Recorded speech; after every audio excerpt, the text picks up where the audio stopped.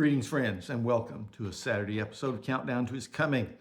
We're going to be catching up with our schedule and telling you about that at the end of the video, so stick around if you really want to know what we're doing. But in the meantime, I've been asked by many. I even tried to put together a video, didn't like the way I ranted and raved in it, and threw it away while we were in Williamsburg.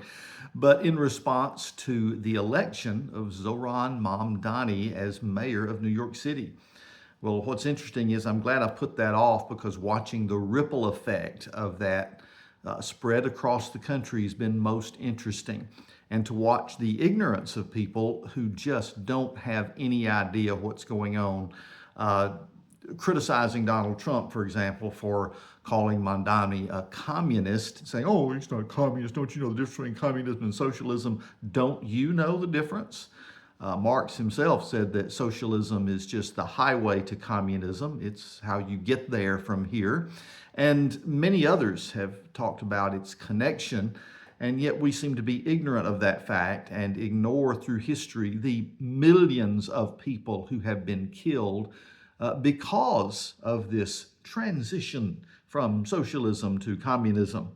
It's one of those things that really connects back to our education system promoting such ignorance among the children it's supposedly educating, that many of the voters who helped put Mamdani into office were young, white, and female who were educated in the New York school systems and the colleges. Friends, we've got a problem, and the problem is far worse than ignorance. It is theological. Now, as some folks have pointed out about what took place in New York City, is that a strange coalition of leftists and Muslims managed to get Mamdani elected. A far left-wing liberal, Andrew Cuomo, couldn't even stand up against him, and you would have thought that's where New York would have landed. The conservatives, the Republicans, such a tiny percentage of votes, it's almost as if they don't exist anymore. And that number of people that have left New York City in the last few years, over 500,000, is about to explode once again. As we watch the transformation of what was the capital of freedom, the Statue of Liberty stands in the harbor of New York City. We're watching this transform through a war that's been taking place that no one wants to admit has been happening. We're watching it transform into a city that's going to become the nightmare capital of the world.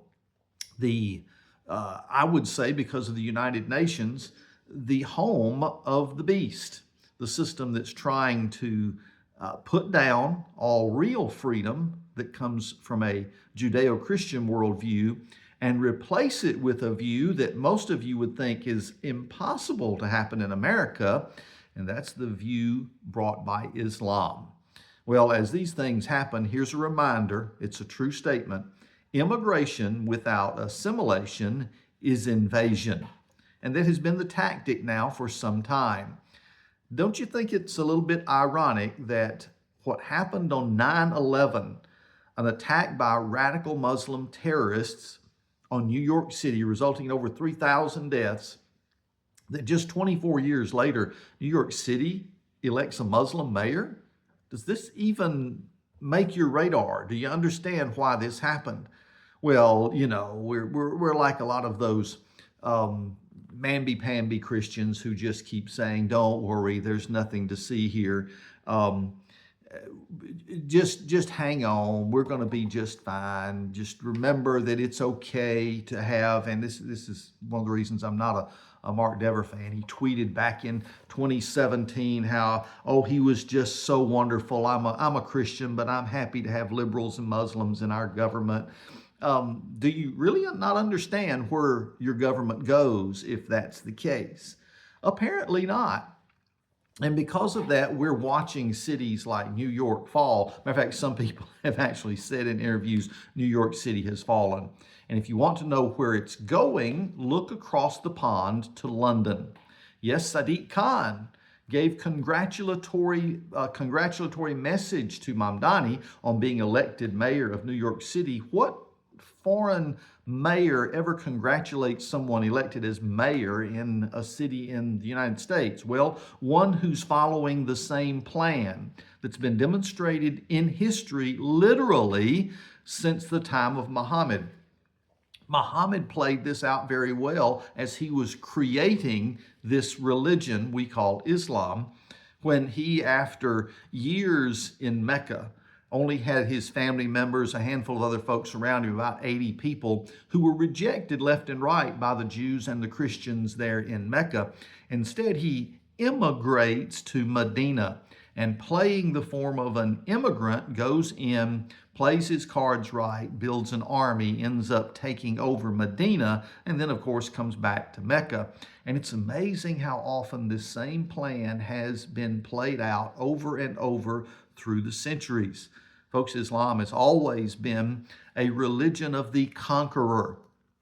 And if you are in this particular swarm that has taken place around the world where Islam has conquered, you'll find that you suddenly become the enemy if you are a Christian, a Jew, or any other religion that fights against it and wants your freedom just to practice your religion in that country. Well, you'll find there is no such freedom, because only when Islam takes over every form of government and has complete control is that country declared a country of peace. That's under Islamic teaching. So where are we? Well, we're right where the Bible said we would be, here at the end of the age before Jesus returns. In Revelation chapter 12, we have the description of the battle of the ages.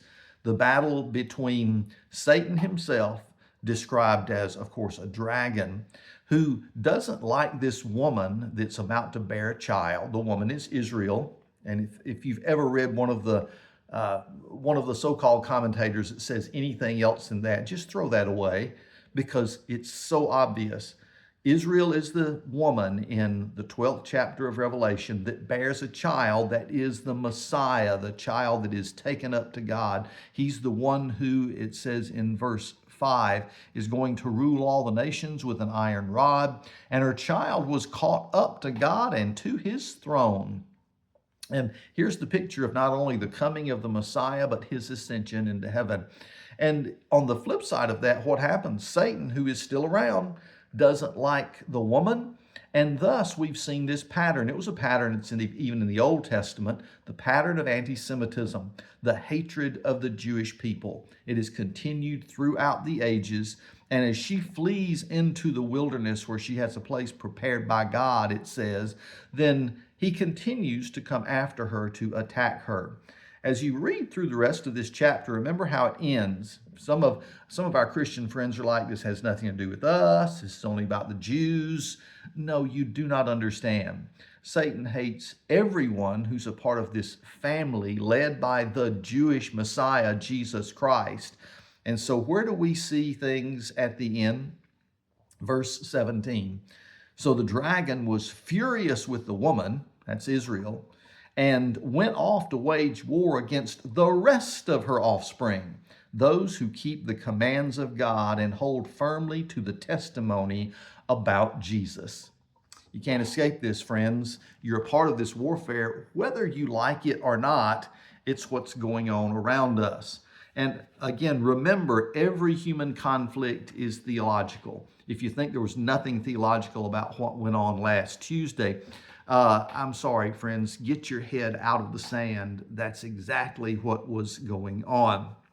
Now, I'd recommend, if you really want to get deep into this, pull up a Seth Gruber show where he interviewed Andrew Cedra, who's an Australian pastor who fled Egypt to lead a Christian church there and often comes to speak at some of his conferences, who will tell you the whole background of Islam because he came out of it. He'll tell you exactly what's been going on. And in these nations, you can be arrested for crimes like helping someone convert to Christianity, or in some way standing up against Sharia law and some kind of what we would call openly over here, some of the heresies and theological lies of Islam. For even saying those kind of words, you can be thrown in jail and sometimes killed. declared guilty because you've broken the law of blasphemy. Blasphemy only is against Islam. You can blaspheme Christians, Jews, all you want to, or any of the rest of the religions, but no, blaspheme Islam and you are in trouble. Is this religion trying to move here? It already is. Mamdani, in particular, Mamdani was able to get elected because there are now 1 million Muslims in New York, and that is about to increase. Now, what did you see after his election? You saw some of these Muslims going around New York City in places where there were American flags, and they started taking them down. Sometimes they replaced them with Palestinian flags, sometimes even flags like Hamas. It's strange what was going on. But at least in many places, they were just taking down the American flags. Why? Because this is just one more step in the ultimate move to conquer. And if you want to see what that conquering looks like, just look at why Sadiq Khan was able to congratulate Mamdani after 8 years as mayor of London, and it looks like there's no turning back there. What's happened in the city of London, many folks have begun to move out that were not in favor of this new Islamic rule happening in what was the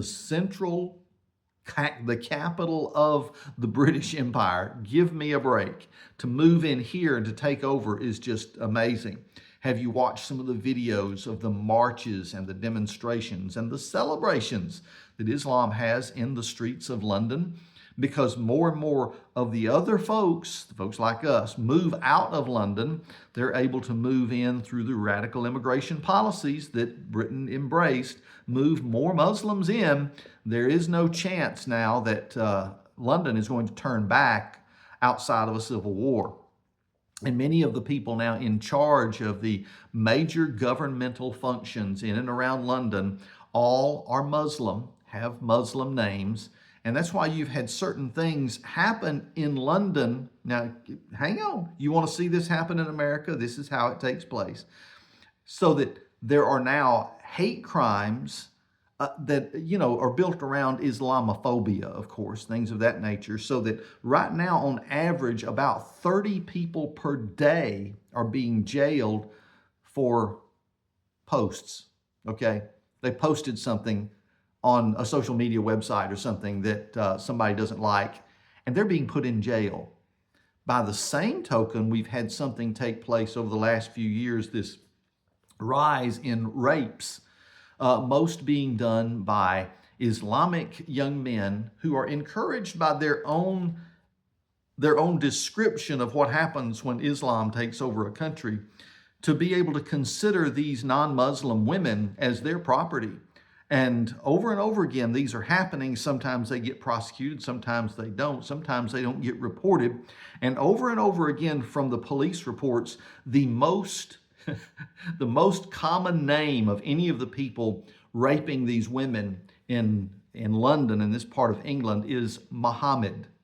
You can't make this stuff up, folks. Check out the statistic. And as we look at the change that has taken place in England over this time period, you ask, didn't they see this coming? Well, some people did, but if you said you saw it coming, you were the problem. You were considered the terrorist, not the people coming in trying to change your country from the inside out. Yes, remember, immigration without assimilation is just invasion. And it's a pattern Islam has used through the centuries. Now, much of this comes on the back of the empathy, shall we say, of left-wing liberal Christianity that says we're just supposed to love these people. Let's just bring them in. Let's feed them. Let's clothe them. And of course, let's let them keep their religion. My goodness, that's what this is all about. Freedom. Freedom to have the religion you want and come practice here, and we'll let you do that. What they realize is there's a strategy behind that religion that they are now allowing to practice that really throws a light on where we are. Where do I think we are? We have just allowed someone from the religion of Antichrist, Islam, to become mayor of the most important city in the United States. Now, why is that important? Remember, Islam is the religion of Antichrist. That means we could say Mamdani is an antichrist in the form of plural antichrists. The Apostle John said in the first century, many antichrists, plural, have gone out into the world. They already had them there. What is an antichrist? It's someone that stands firmly on the side of saying, as Islam does, that, well, there is but one God, and his name's Allah. There is but one major prophet, the one at the head of all others. His name's Muhammad, and God has no son. It recognizes some Jesus character, Isa as they like to call him, but he's subservient to Muhammad. He's actually in their eschatology going to return with Muhammad and help kill the minority of Jews and Christians that are still alive resisting Islam's conquering of the world. That's literally their eschatology. Now, when you get to the point that you say, well, now I know Muslims who don't have that eschatology. Well, that's right, because Muslims love the soft covering, shall we say, of a liberal Islam that kind of gets them in the door, of Muslims that may not be as fundamental as some of the folks in Hamas or Hezbollah or Islamic Jihad, but they just help get us in the door. They kind of soft pedal Islam as a religion of peace, and they help us get established. Then we just move to the next step. And that's the pattern that has been going on time and time again. Well, what's going to happen in New York City? Now, here's my prediction. Let's see if I'm a prophet or not. Now, already we've got people that have stopped real estate contracts. They've said, whoops, nope, I don't want to buy anything in New York City after all. You've got others that are saying, let's move, let's get out of Dodge. Some are talking about South Florida and places being another borough of New York City, because a lot of these folks that really want freedom to do business and don't want to be saddled by this are getting out of New York City. The exodus is real.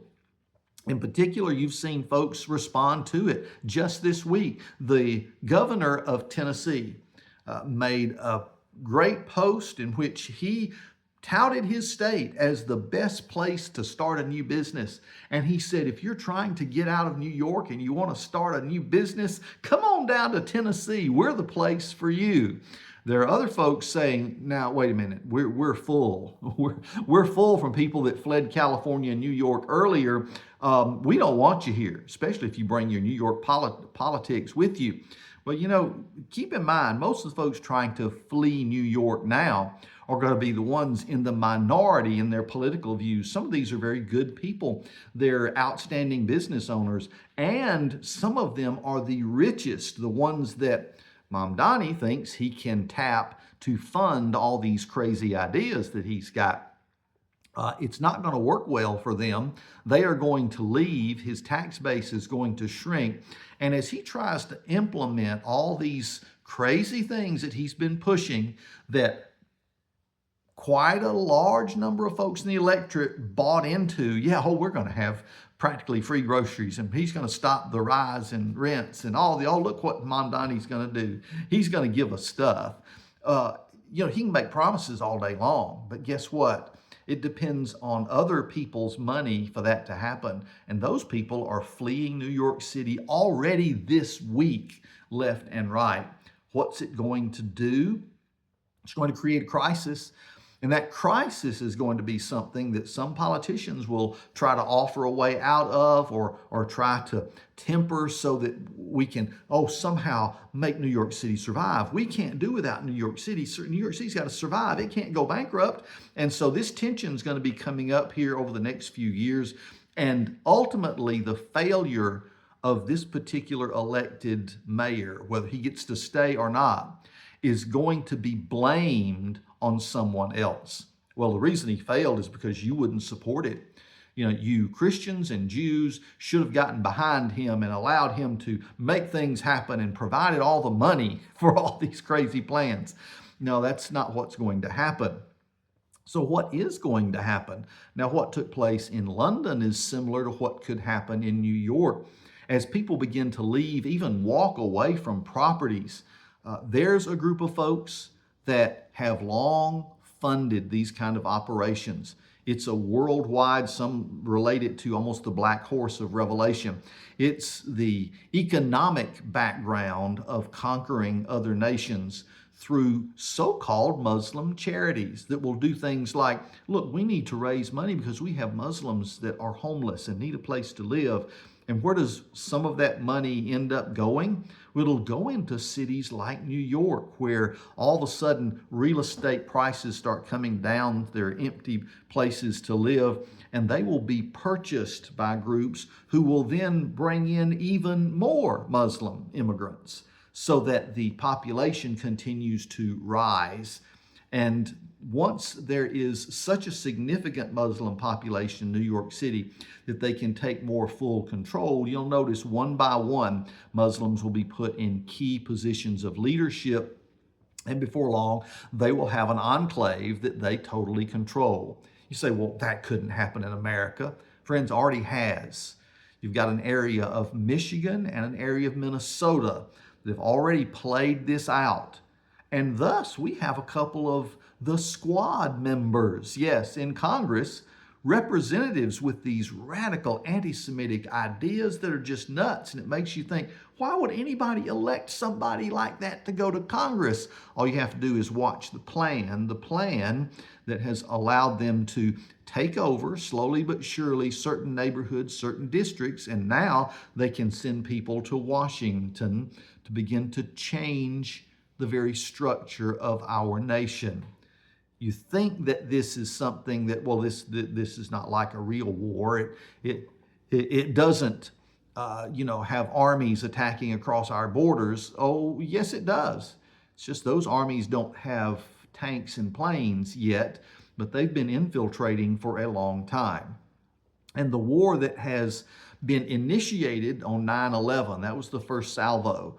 The war that was initiated with 3,000 people dying on that day, now just 24 years later, has killed multiple thousands.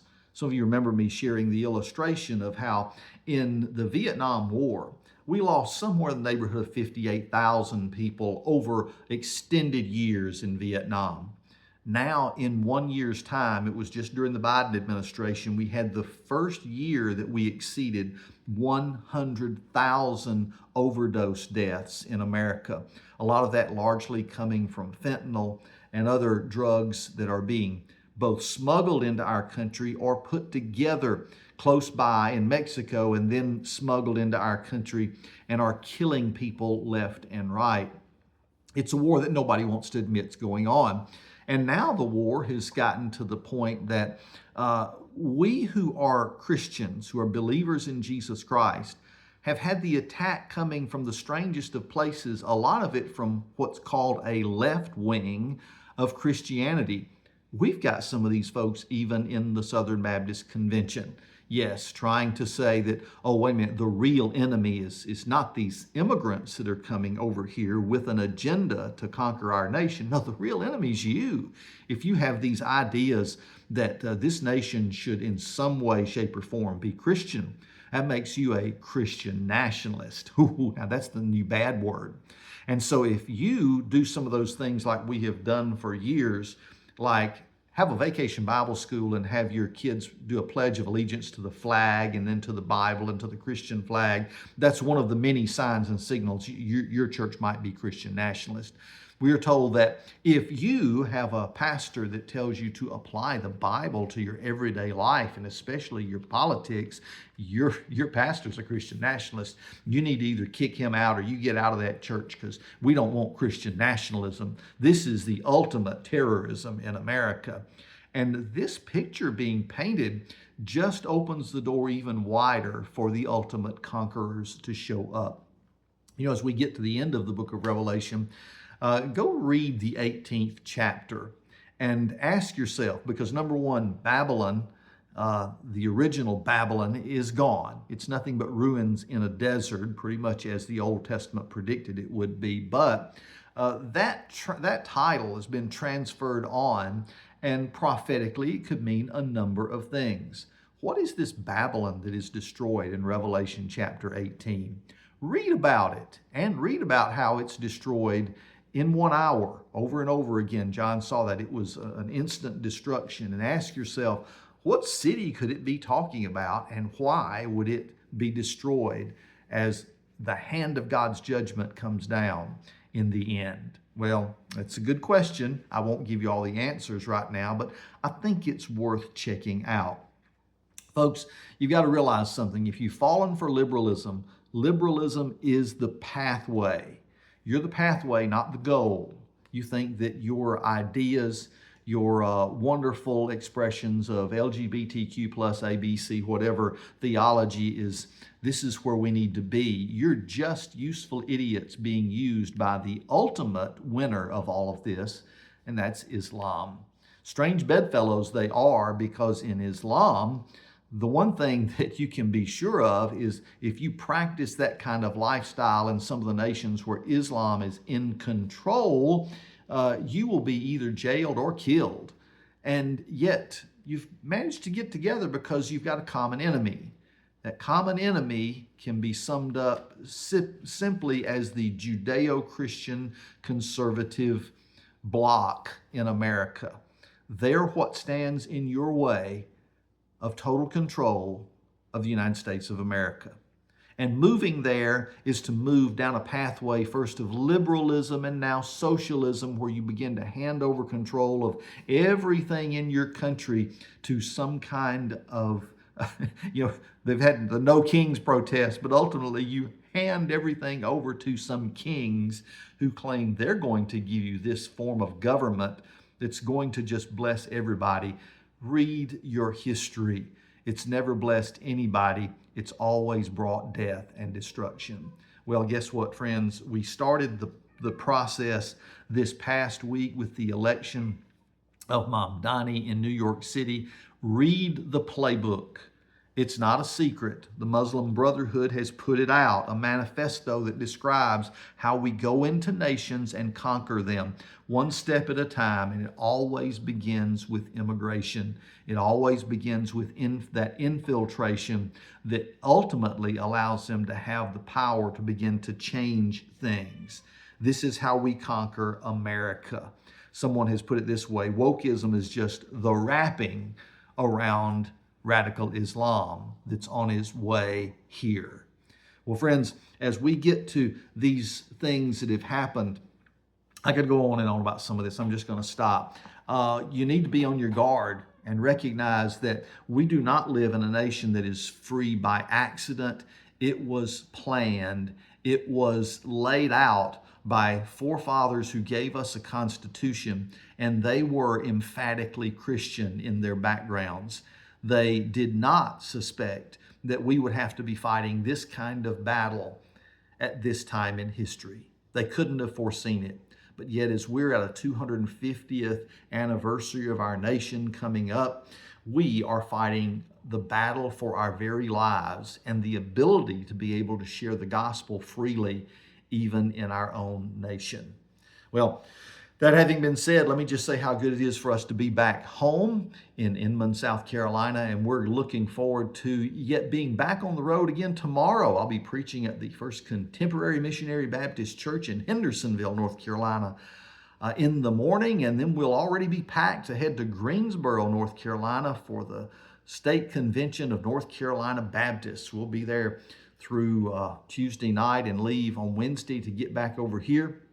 So much going on in our particular field of ministry. It's something that you need to be paying attention to from your standpoint as well. Get involved with your church and your churches so that we can have the strong family of God united and understanding what's actually going on in our world.